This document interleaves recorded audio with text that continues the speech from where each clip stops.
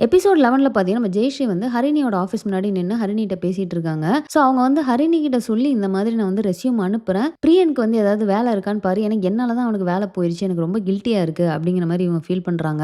சரி ஓகே இதெல்லாம் சொல்லி முடிச்சுட்டு, எங்க அவன் உன்னோட ஆள் எங்க காணோம் அப்படின்ற மாரி கேட்குறாங்க. இவங்க அந்த சீன் வந்து நல்லாருக்கும். இவங்க அப்பதான் சொல்லுவாங்க, இப்பதான் நான் வெளிய வந்தேன்னு தெரிஞ்சா அவனும் வருவான்னு சொல்லிட்டே திரும்பி பார்ப்பாங்க. அந்த பக்கம் சித்தார்த் அப்படியே கேஷுவலா வெளிய வந்துட்டு, ஒண்ணும் தெரியாத மாரி இவங்க கிட்ட வந்துட்டு, நீங்க யாரு?" அப்படின்லாம் கேட்பாங்க. "ஓ சிஸ்டரா?" அப்படின்னு சொல்லிட்டு அவரு பேசுறது. அண்ட் இவங்க போனதுக்கப்புறம் பார்த்தீங்கன்னா, "உங்க சிஸ்டர் சிங்கிளா? இப்போ இங்க ட்ரை பண்ண முடியலன்னா, அடுத்து நான் அங்க ட்ரை பண்ணி பார்க்குறேன்.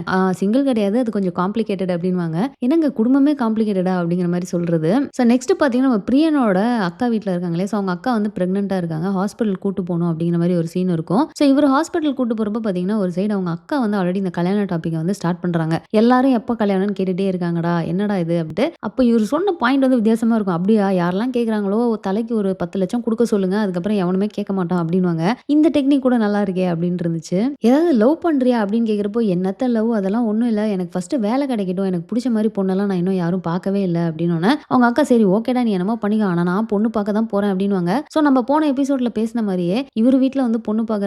அவங்க வீட்ல மாப்பிள்ளை பார்க்குறாங்க. ஒருவேளை இவங்க 2 பேர் ஃபோட்டோ ஒருத்தருக்கு வந்து மாட்டுமோ, அரேஞ்ச் மேரேஜ் மாரி பண்ணுவாங்களோ அப்படின்னு ஒரு ஃபீல் இருக்குது பார்ப்போம். ஸோ நம்ம ஜெயஸ்ரீ என்ன பண்றாங்க அப்படின்னா, கால் பண்ணி கரெக்ட்டா உங்க ரெஸ்யூம் அனுப்புங்க அப்படிங்கிறாங்க. இவரு வேணவே வேணாம். எதுக்குங்க நீங்க கில்ட்டியா ஃபீல் பண்ணிலாம் பண்ணாதீங்கன்னா, நான் கில்ட்டியா ஃபீல் பண்ணல. நீங்க எனக்கு எவ்வளோ பெரிய நல்லது பண்ணியிருக்கீங்க. ஸோ நானும் இந்த மாரி பண்றேன்னு நெனச்சுக்கோங்க. இது வந்து கில்ட் கிடையாதுன்னு சொல்றாங்க. பட் அவர் ஒத்துக்கவே மாட்றாரு. ஸோ ஃபைனலா நம்ம ஜெயஸ்ரீ வந்து டென்ஷன் ஆயிட்டு, "சரி ஓகே விடுங்க. நீங்க என்ன ஃப்ரெண்டா கூட பார்க்கல. அதனால தானே என்ன ஹெல்ப் கூட பண்ண விட மாட்றீங்க.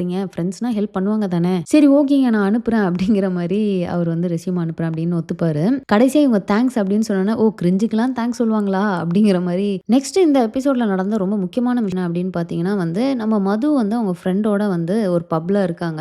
அவங்க நார்மலா ஜூஸ் தான் குடிச்சிட்டு இருக்காங்க. அண்ட் அங்க இருக்கிற ரேண்டமா யாரோ ஒருத்தவங்க என்ன பண்றாங்கன்னா, இவங்களோட ஜூஸ்ல ஏதோ ஒண்ணு மிக்ஸ் பண்ணிடுறாங்க. அண்ட் கரெக்ட்டா அவங்க ஃப்ரெண்ட்ஸ் 2 பேரும் வந்து யாரோ பிக்கப் பண்ணணும் அப்படின்னு சொல்லிட்டு அங்க இருந்து கிளம்பிடுறாங்க. இவங்களும் வந்து அத குடிக்கிறாங்க. அவங்களுக்கு குடிக்கிறப்பவே இது ஒரு மாரி டிஃபரண்ட் டேஸ்ட்டா இருக்கு அப்படிங்கிறது தெரியுது. பட் அதையும் மீறி அவங்க குடிச்சிட்டே இருப்பாங்க.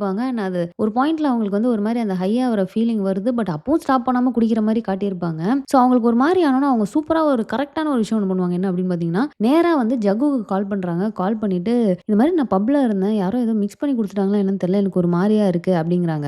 ஸோ நம்ம ஜக்குவும் பார்த்தீங்கன்னா, பதட்டமா அங்கருந்து கிளம்பிட்டு, "நான் உடனே வரேன். எனக்கு லொகேஷன் அனுப்புங்க." அண்ட் அவரு சொன்னதும் நல்லா இருக்குங்க. அதாவது ரெஸ்ட் ரூம்ல போயிட்டு கதவ லாக் பண்ணிக்கோங்க. வெளிய வராதீங்க அப்படின்னுவாரு. அதுவும் ஒரு சூப்பரான பாயிண்ட் தான். அண்ட் இவரு கீழ வேகமா இறங்கி வந்துட்டுப்ப அவங்க அம்மா, "எங்கடா போற இந்த நேரத்துல?" அப்படின்னா, "இல்லம்மா இந்த மாரி ஃப்ரெண்டுக்கு ஒரு எமர்ஜென்சி" அப்படின்னுவாரு. "ஏன்டா பொய் சொல்றியான்னா?" "அப்பாட்ட தாம்மா பொய் சொல்லுவேன். உன்ட்ட போய் நான் ஏன் பொய் சொல்ல போறேன்?" அப்படின்னு இதெல்லாம் நல்லாருக்கும்.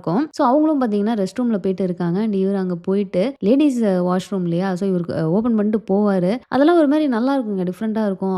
அவங்க வந்து அந்த இடத்துல ஹையா இருந்துட்டு ஒளறிக்கிட்டே வருவாங்க.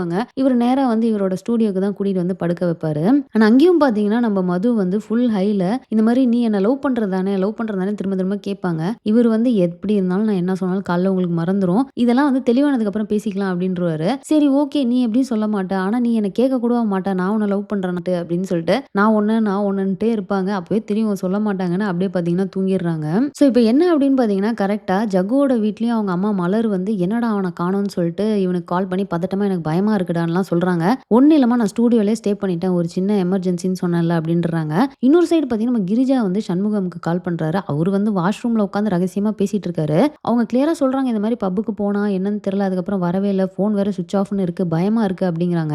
சண்முகம் வந்து பெருசா பதட்டமே இருக்காது. "அதெல்லாம் ஒண்ணும் இல்ல வந்துருவா. போன வாட்டி இந்த மாரி தானே ஆச்சு. லேட்டா வந்தால. அதெல்லாம் ஒண்ணும் இல்ல வந்துருவா. நீ பயப்படாத" அப்படின்ற மாரி சொல்லுவாரு.